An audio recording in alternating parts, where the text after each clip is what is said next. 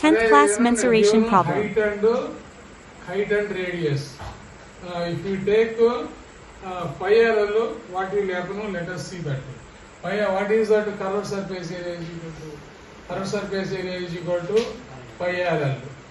Then you will have to find L. L is equal to how much?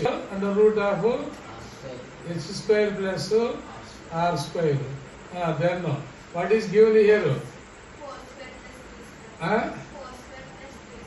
4 square plus of pi RL is equal to pi is equal to 22/7 into r is equal to how much?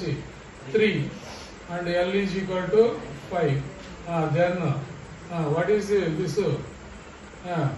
3.14. 15 4s are how much? 60. 15 plus 6 1 2 53 45 47.10. Then it is what is also curved surface cm square. This is cm square. Then a number of caps is equal to total area by 1 cup area. Total area by 1 cup area, 1 cap area.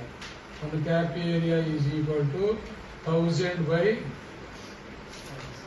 1000.23 means 21 caps.